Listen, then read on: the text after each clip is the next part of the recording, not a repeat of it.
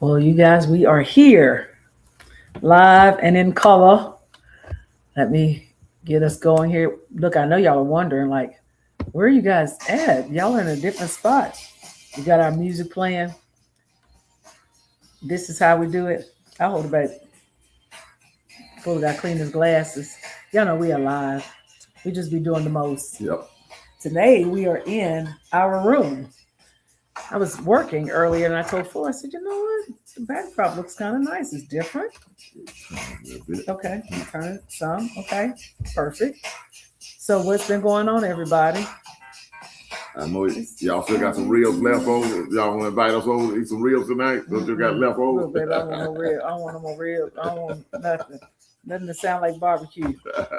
In fact, I went and got me and Full a smoothie earlier today, and you didn't. You haven't eaten since. I hadn't eaten anything. Yeah, I tried to nibble on something. Yeah, and so hey, everybody, good to see you guys.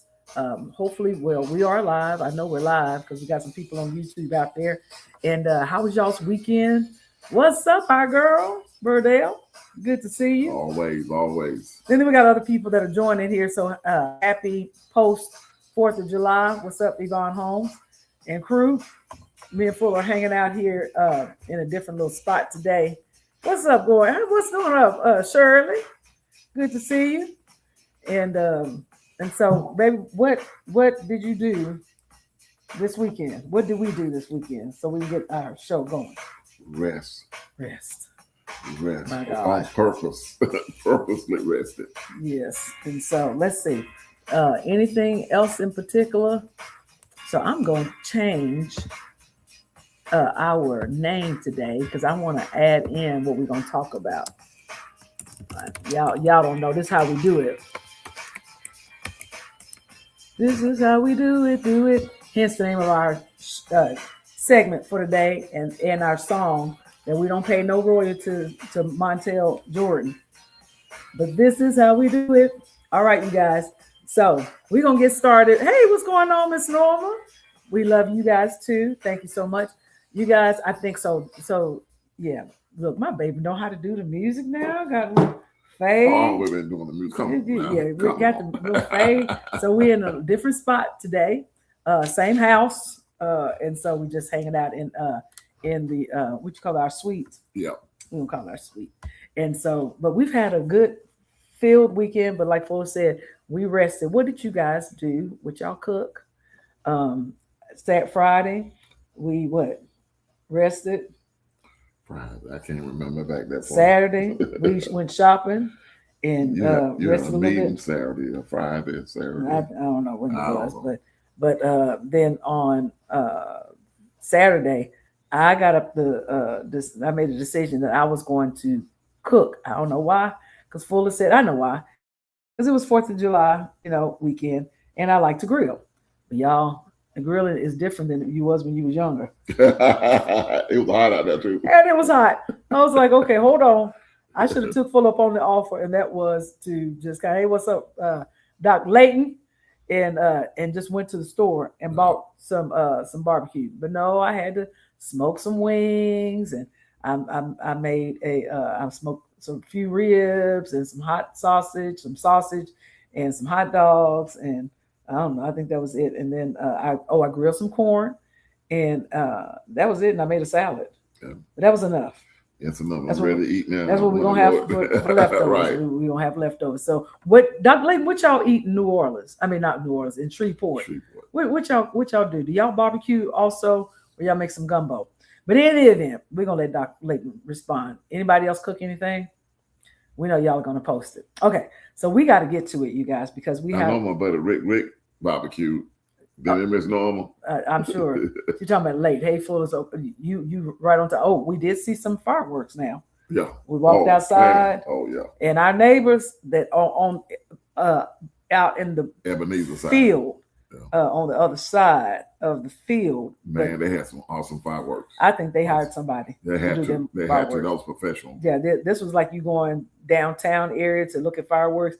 It was like boom, boom, boom, boom, boom, the whole house shaking and stuff. And we can enjoy it from the front porch. And it was amazing. So look, you guys, we got to get started. Yep. But look at Doc Layton talking about he doing plant-based now. Would you have a plant-based hot dog, Layton? Oh, okay, so then Yvonne Holmes says, my husband, I ain't heard nobody say they've gone fishing. My husband went fishing. That was his rest time. No cooking for me. That's what I'm talking about. Yeah. Baby, I'm gonna take a page out of Yvonne Holmes. Well, look, I wanted to grill because Fuller bought me for my birthday a Komodo, red porcelain like the green egg. I called myself, I was going to fire it up, but it was hot outside. I was like, I don't want none of that smoke. I just used the gas reel for today. So you guys, okay, so look, we're belaboring. We've got some great guests. I'm going to let you introduce. No, go ahead. No. You got to do my homeboy. Go ahead, because there happen to be a pastor, but we don't use titles on our show. We just want you to know the person as a person. Pastors, apostle, prophet, they are human too, and we want to show the human side of ministry. That we hurt just like you hurt, we cry just like you cry. Go through pain. We go through pain, loneliness, and all kind of things. Yeah. Everything that you go through. But ours is on a different level because we carry the burden of you and your family. Yeah. And also we carry our own family burdens, challenges that they face in life. Yes. So today we have a really good pastor, Gary and Gwen Akins. From Griffin, Georgia, my homeboy, my hometown folk. Look at that. I'll give y'all a shout out. Did you say Grip? That's right. Gary, you are not from Griffin. Also. I sure am. Yeah, we're pride Griffin. No, don't do that, darling. Don't do that. Don't do that. We're pride Griffin. Now she's starting to fight now. She's about to start a fight. I didn't realize you from Gary. I mean, I thought you knew that already. No, I probably did. Y'all probably have said it a million times. You know it. Yes. And so, well, welcome to Godfrey. He is a very long time friend from elementary school. What? Yeah. Vera been full of sister. That. Okay. Well, look at that. Well, we are so happy to have you both. Hi, Gwen. Hi, how are you? I'm doing good. I like them earrings. I'm going to have to steal them from you. Thank you. Where are you from, Gwen? I'm originally from Jacksonville, Florida. Okay. Wow. And the heat. Ooh, Lord. Very much so. I went all the way to Florida to get them, man. Yeah. I hear you, Doc. I hear you. So you guys, we're going to give the Akins an opportunity to tell us a little bit about themselves. We're calling this segment Finding Love Again. And when they tell their story, you'll get a chance to understand why that we're talking about finding love again. So we're going to start first with Gary, and you can then, when we let you tell your story. So we believe that this segment is probably going to be a part 2, 3, only because you can only tell so much in such a short period of time. And I know Gary looked like he got a lot to say. Yeah, I don't mind telling this story. That's for sure. Yeah. Come on, let's talk. Go ahead. I'm gonna let you. We're not gonna say nothing. We're gonna let you talk. Okay. Again, where I'm from, of course, Griffin, GA, the grip. Hey, The grip. That's right. And I guess I'll start with my late wife. We was married for 45 years, altogether 51 years.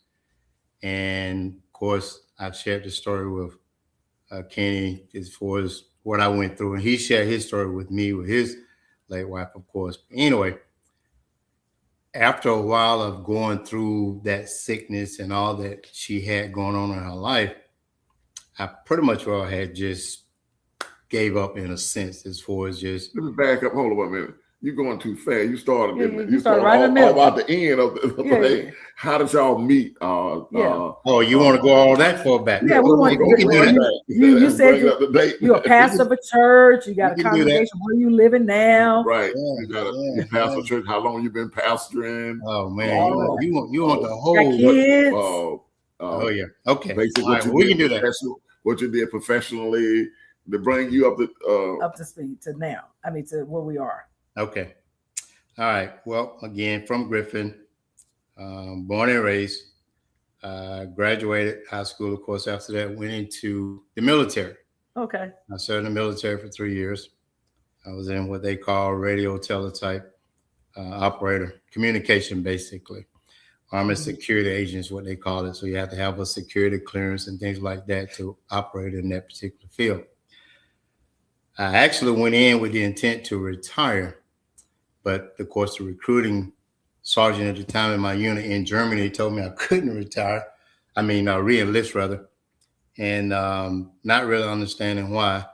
But over time, I realized that's not what God had for me to do. He had something else for me to do. So I had met my wife, of course, before I went in the military, my late wife, and she literally moved 2 doors down from where I was living on 9th Street in Griffith. And so literally the girl next door, so to speak, is, kind of thing.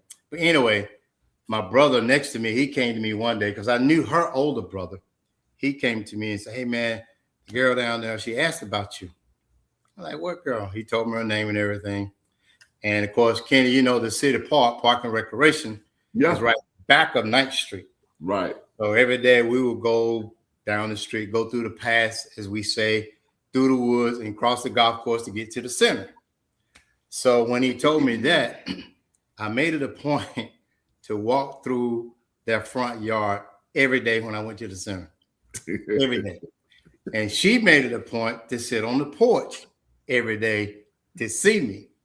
So after doing that for a while, going back and forth, speaking to her, this one particular day I stopped and I spoke to her while she's sitting on the porch. Now I'm standing on the ground, she's sitting on the porch, and we're having conversations. Did that a few times, and after doing that a few times, next thing you know, I'm sitting on the porch having conversations with her. And of course, we just kept talking. And after about, I guess, a month, maybe 2 at the most, I asked her about basically just being my girlfriend. And of course, she said yes. And of course, with that, there's 3 kids. I have 3 kids and 5, I always say 12 grandchildren, but that's counting my godchildren. I have 2 godchildren who have kids. So between my godchildren and my children by myself, there's 12 and 1 great-grand. We have 1 great-grand and everything. So anyways, we was dating. And we was actually riding in a cousin van of mine. I don't know if you know Raymond Thresh or not from Griffin back in the day. But anyway, we was in the back of his van riding along with a bunch of other people and stuff. And that's when I asked her to be my girlfriend. And as time went, dating and everything, of course, I went in the military and she told me that she would be waiting for me when I got back. So, no, you probably find somebody else and they don't sweep your feet. So no, I'll be here when you get back. Those are her words. I'll be here when you get back. Wow. And sure enough, she wanted to get married before I went in the military, but I was like, I ain't ready for that.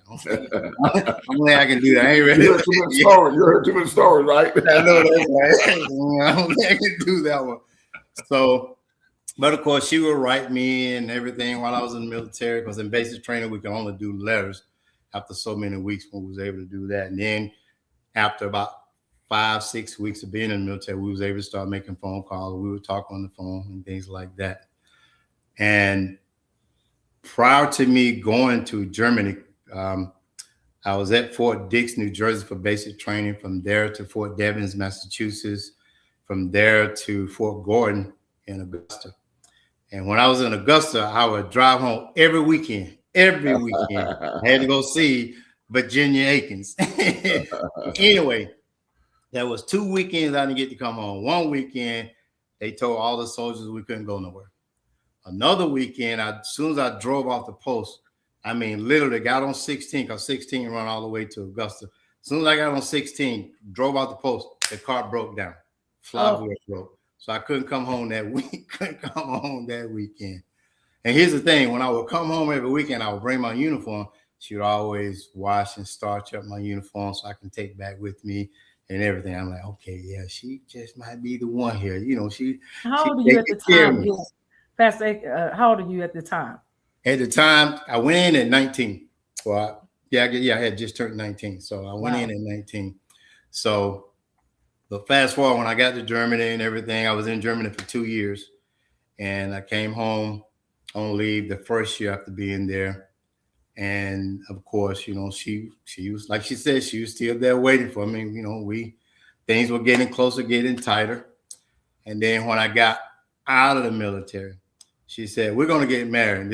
I got out in December of 79. She said, we're going to get married. Oh, I need a little time. I don't know about that. So she said, okay, I tell you what, let's do April, which was the month of her birthday. She wanted to do it in April. I said, I don't know about that. I don't have a job yet. Because my mind was, when I first got out of the military, the first 6 months, I didn't want to work. I just felt like I'm going to take me a break. I'm going to take some time off. I ain't working nowhere. I'm just going to take some time. So I said, no, I ain't got no job yet. But 3 months later, I did start work. I started working that March, actually, late March.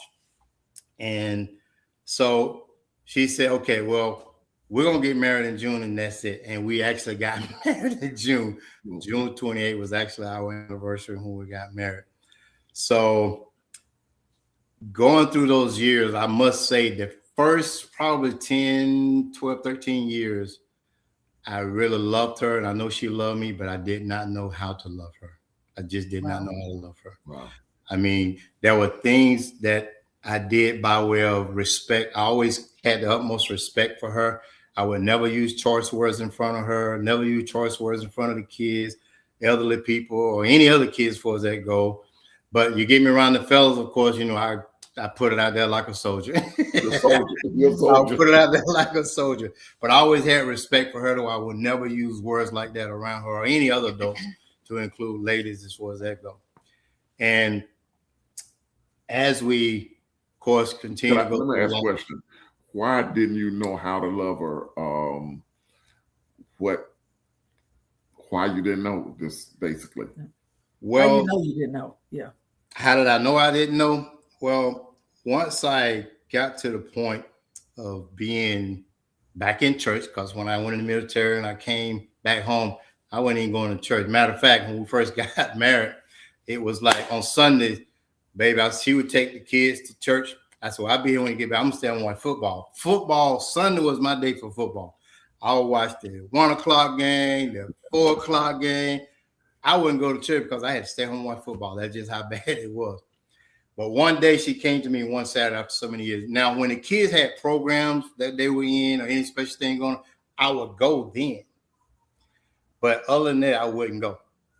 And one Saturday, I never would forget it, she came to me. She said, we're going to church Saturday. She said, we're going to church tomorrow. I said, okay, I know. I'll be here when you get back. She said, no. We're going to church tomorrow. I said, okay. No. You going with us tomorrow. We are going to church. She point blank told me we was going to church. And of course, I'm glad I did, because after that, I started going every day. But back to the question about not knowing love, it wasn't until I got back in church and really got in the word that I learned the definition of love and began to learn and understand what love really was. But prior to that, all I knew was the feelings and the things that I like and all those kind, like most people. And that's all it was for me. It was just, you know, she was always there for me, always supportive for me and all those kind of things. And like most people, I thought that was just all love was. But no. It's really the choice that I realized that I had to make about whatever it is concerning her, I chose to do for her to make sure she was happy. But it took about, like I said, 10, 12 years for me to learn that. And once I learned that, man, it was sweet harmony after that. It really was. Yeah. You know, it's interesting that you would say that you didn't know how to love her, because I do believe that I've always said, me and Fuller talk about this.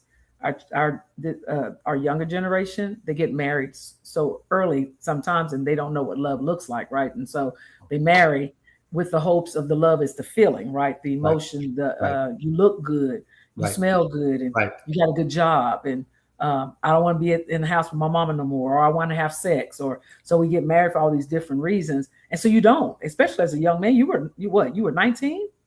Well, when we got married, I was 23. But still, even at 23, our son is going on 22, and I wish he would come home, Gary Akins, with somebody talking about he getting married. He don't know nothing. You gotta learn how to take care of yourself. He ain't learn how to take care of yourself. Exactly. They're not like us. They're not like us. Right. I mean, one thing that I would say, and this is one of the things she used to share with me, she would say that, you know, I was good about, you know, just handling business and being not only respectful, but just taking care of things and providing and those kind of things. And I'm sure that was the thing for her from what she shared with me about the love that she had for me. But at the same time, she didn't really know how to love me either. I mean, we both had this conversation. You know, we just didn't know. It was over time that we learned that. And I tell you, it was beautiful once we learned that. Yeah. So as we continue to go through the process, of course, like most couples, we had our moments of just, man, did I do the right thing here or being married? Yeah, exactly. I mean, wait a minute. Because I used to say she didn't have no filter. She was one of those that whatever came up, she said exactly what she meant and meant what she said. She was that kind of a person. Okay. And I used to say to her too, after a while, especially the way she used to fuss, not just at me, but at the kids, the nieces, the nephews, and every kid in the neighborhood, in school, ballpark, they just loved her because she had a passion for kids and a passion for elderly people and sick people. That was her gift, and that was her thing. It didn't matter who the kids were, where they were, who they looked like, what they looked like, where they came from. That was her thing. And I used to say to her, I said, I don't get it. I don't understand why these kids, as much as you fuss, keep coming back. They just keep coming back. You fuss at them, they still come back. You fuss at them, they still come back. But then I quickly learned that it was because of that love that she had for those kids. Yeah. That's why they kept coming back. Yeah. So Gary, let's talk about, because you mentioned a few times your late wife, right? And so to bring us to the point where you guys are been married for, you said 45 years, together. Correct. 51. Correct. Right. So what happened with Virginia? Right. Mm-hmm. That's right. I don't think I ever met. That's right. No, that's right. Okay. So tell us what happened with her, and then I'm going to turn it over to Gwen so Gwen can tell us her story, because this would end our part 1 of our segment today. Okay. And then we're going to go into further discussion. So tell us what happened with Virginia. Well, back in 2008, she was diagnosed with what is called fibromyalgia, first of all.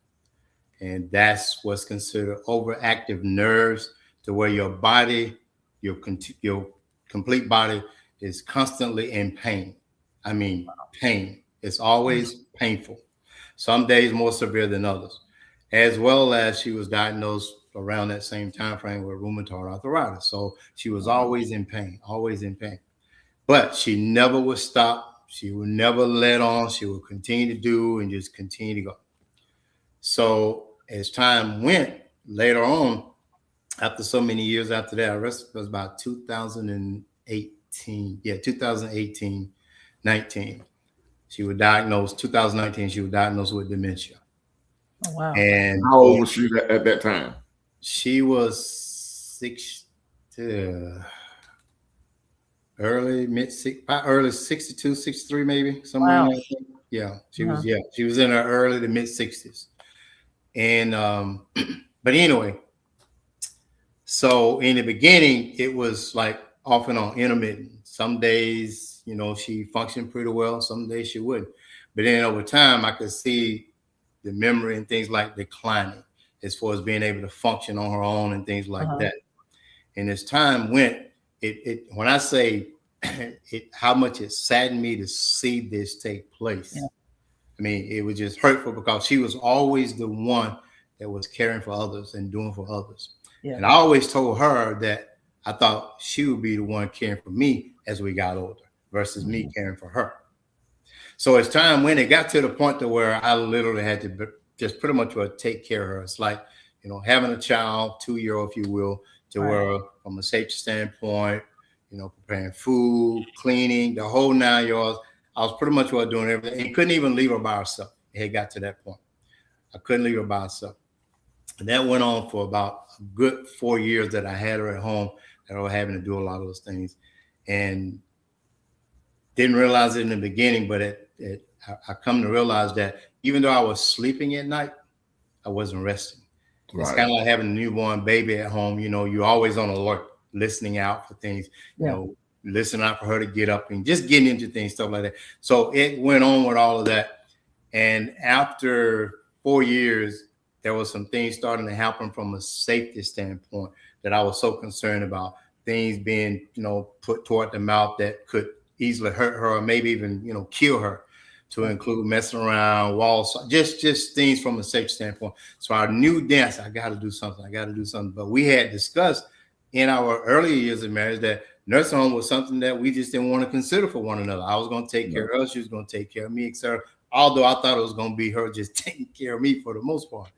So it came down to the point to where I finally had to make a decision to do something. I did get some help in, which that was a challenge as well, trying to get people come in, get, what is it, Medicaid, Medicare, and all that to approve for aides to come in and help with all that. We got some help, but not enough. They finally got me to the point to where there was 5 days or 8 hours, but I'm like, it's 24 hours in a day, 7 days a week. So what about them other hours? That kind of thing. It really got to the point to where I was really just wanting to quit church as far as pastoring. Didn't want to pastor no more. Just felt like we talked. Yeah. I wanted to turn the keys in at least 3 or 4 different times, but it seemed like every time I wanted to go to do that, it's like God sent somebody or something my way to let me know that no, he wasn't done with me yet. Those kind of things. I just wanted to, I was like just tired. Felt like I couldn't do it anymore. But I kept at it between pastoring. So her brother, her oldest brother, he at one point for about 4 months, he would come in and sit with us so I could go to church. And then when I come back, of course, he would go back home, that kind of thing. So that helped out for a while. But anyway, as time went, of course, now she's in a nursing home, which was the hardest thing I ever had to make a decision about in my entire life. And so she was there for 2 years.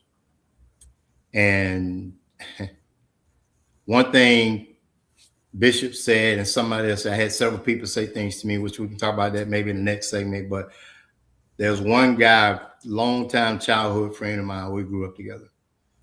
And he came to visit me. And he said, Gary, he said, look, I know this is after about a week or two she'd been in a nursing home. He said, I know this has been hard for you. He said, well, let me just share something with you. He said, when you bought your wife that car, he said, you took the car to have the oil change. I said, yeah. He said, when brakes need to be done, you took the car to have the brakes changed. I said, yes. Tune up, you did all that. He said, yes. He said, here's what I need you to understand. You make sure that she was taken care of by making sure the car was being taken care of, but you didn't physically do the work. He said, it's the same way in the nursing home. You're still making sure she's being taken care of. You're just not physically doing the work. And when I say that really registered and helped me, and oh my God, it really helped me to kind of put things in perspective that I'm still making sure she's being taken care of, but I'm just not the one physically doing it now. That really blessed me and that really helped me. And there was one segment and I was on with Godfidence, and this is the other one, going back to when I was struggling with wanting to leave from pastor and everything. I can't remember the pastor name that you guys had on there, he and his wife. And I remember the question being asked because he was sharing things about what they had experienced and went through. And you asked the question, Kenny, you said, what do you tell a minister? What do you tell a pastor when you're going through things and dealing with things and you're struggling, you're just having a hard time with not only that, but just things in life, as you typically say? And he said 2 words: keep serving. Keep serving.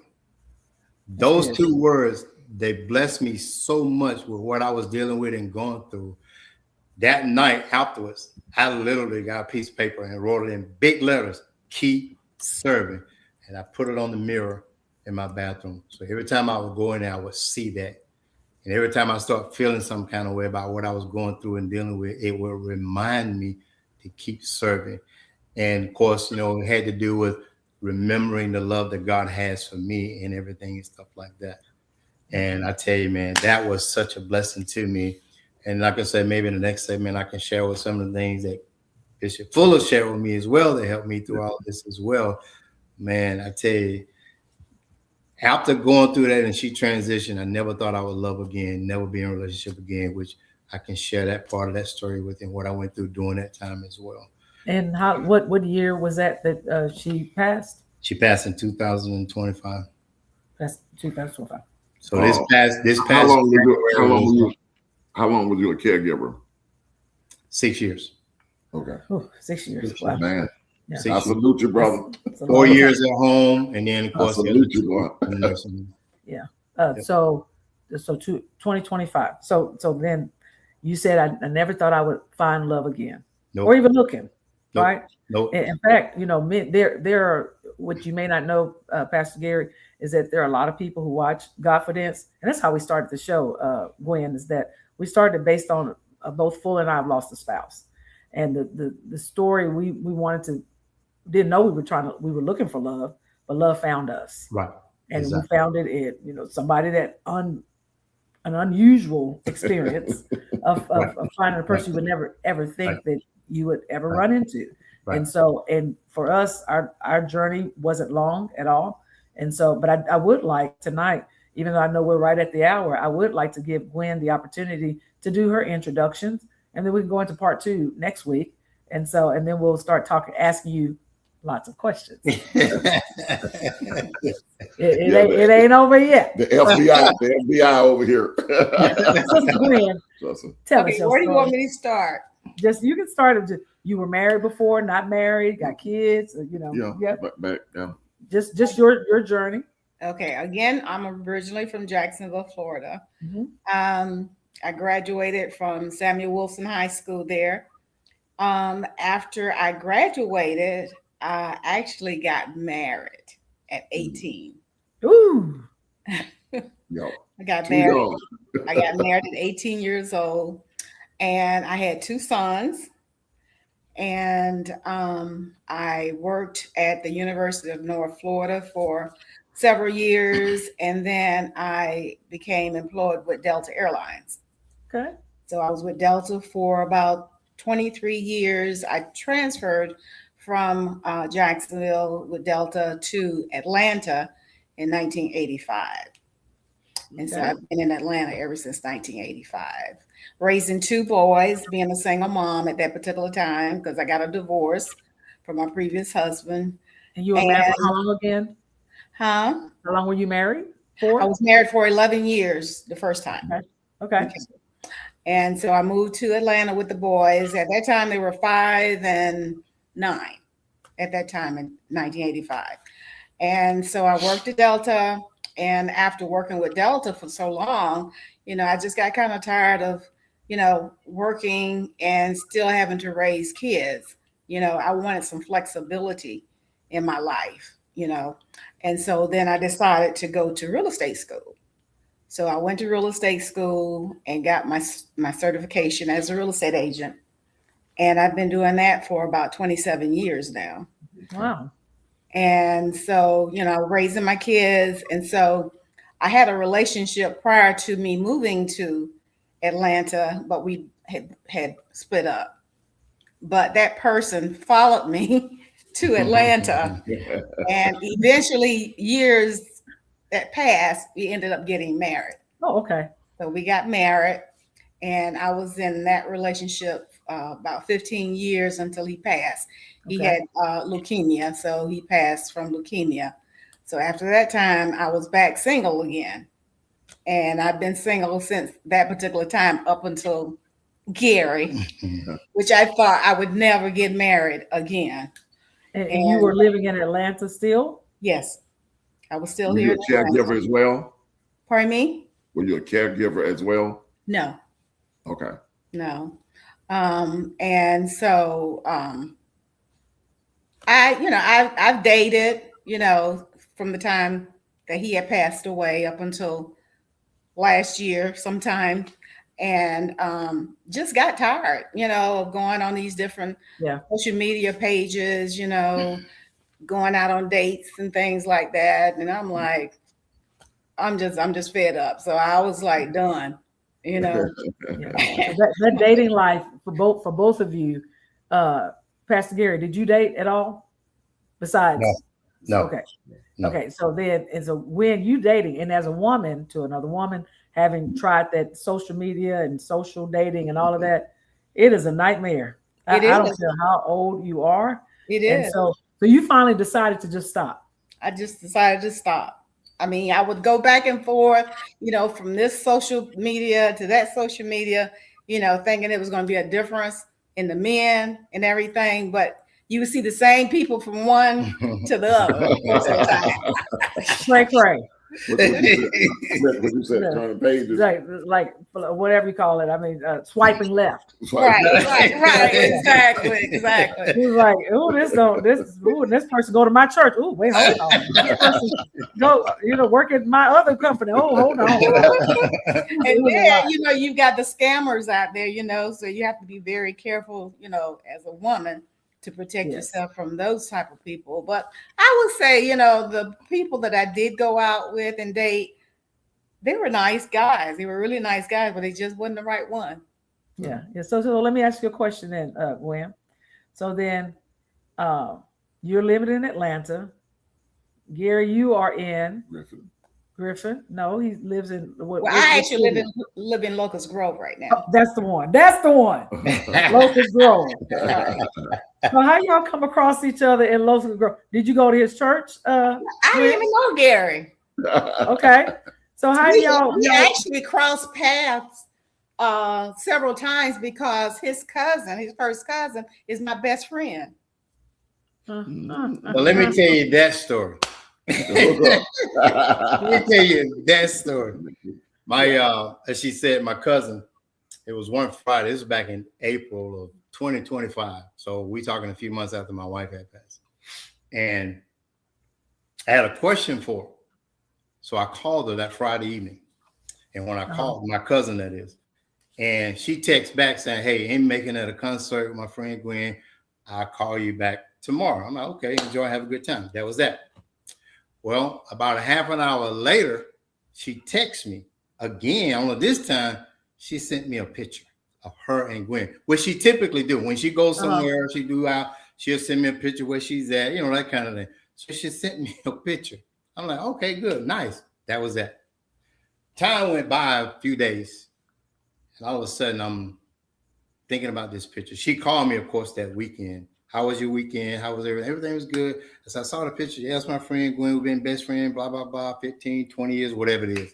So about the middle of that following week, for some reason, I just kept thinking about, do I know this person? Have I seen it before?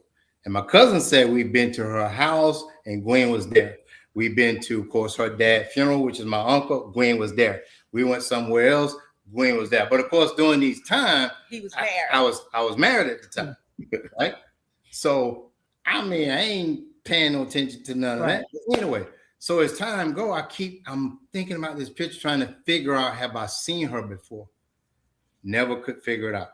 But then the next weekend come along. Now, all of a sudden, I'm thinking about this picture more and more. I'm going back and forth every day, looking at this picture every day. So finally, why am I keep thinking about this woman I don't even know? Why I keep looking at these pictures somebody I've never seen before? Look, if you turn to your left, good, you know why. Exactly. She ease on the eyes. She ease on the eyes. You got that nice little yellow, little pretty skin too. So I called my cousin.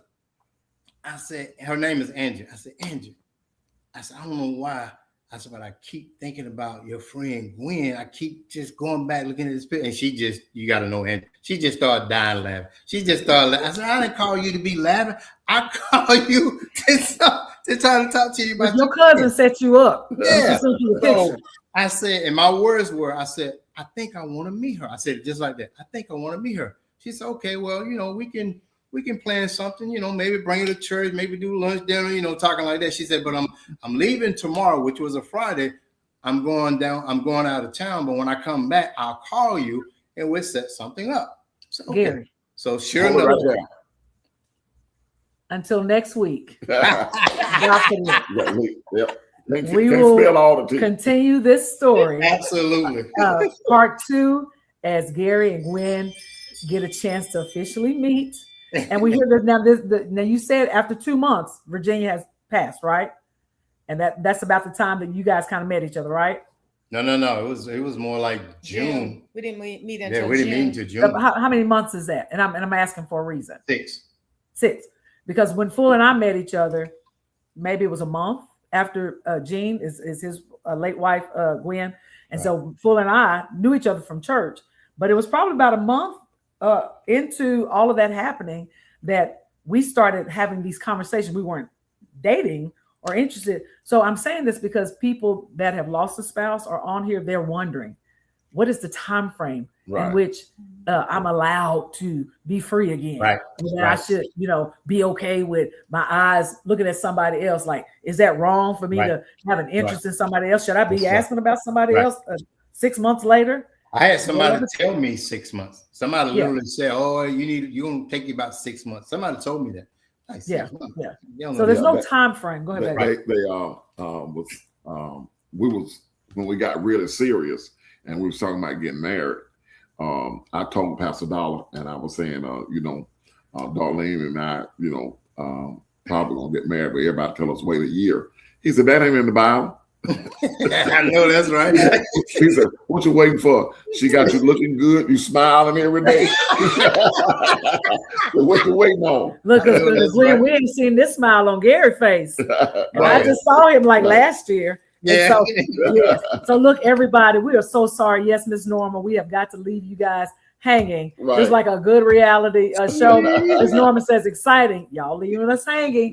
Yes, we are, because we know that there's some more juice to come. But it's a love story, you guys. If finding love again, it's amazing. It is. Even in your own marriage, finding love again, even though you may be discovering each other all over again. Yes, and so we're so excited for our next part 2, which will be next week, to hear more from Gary and for Gwen.